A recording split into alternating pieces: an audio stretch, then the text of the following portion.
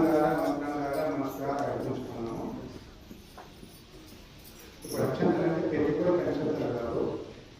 అక్షంతం అంటే అక్షం అంటే ఏమి చెప్పండి, తలు అంటే తలు అనే అక్షంతలు అంటే అది దానికి తెలుసా?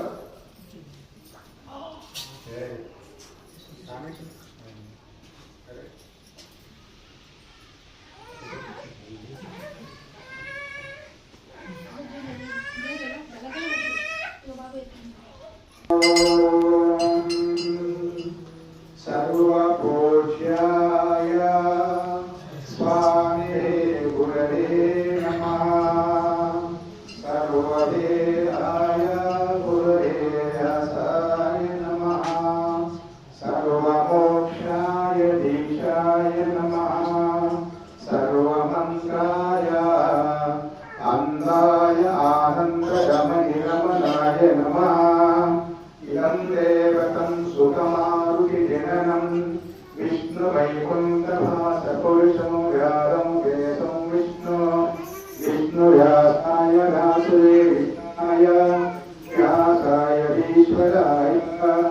ఇదం దేవతా పరమాత్మనే శ్రీఘోషపుర కంగణం తరస్వాదుతం సర్వదేవేతం దేవనాదే.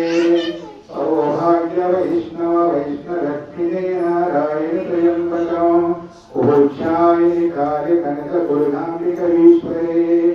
అనేవం దేవతాయామి నారాయణే జగన్మాత లలిత కలవేద స్వరూపిణే కాకయుగ ప్రబలాంబికా దేవీ కాళిక కనక దుర్గాంబికన్న బోధాంబికా కాశీపురీశ్వరి విశాలాక్షి భాసరపురీశ్వరి భారతి దేవతా మధుర మీనాక్షి భవాని.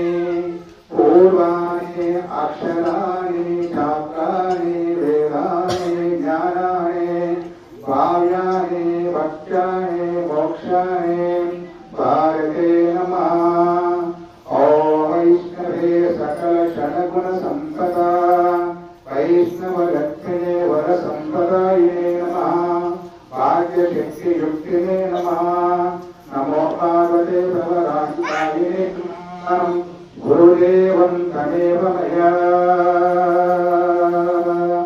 ఓం అష్టాసారి మంత్ర నిష్ఠం మోక్ష్యం తారక నామ మంత్ర జన్మ సాఫల్యం పంచాసారి పఠనం పాప వినాశనం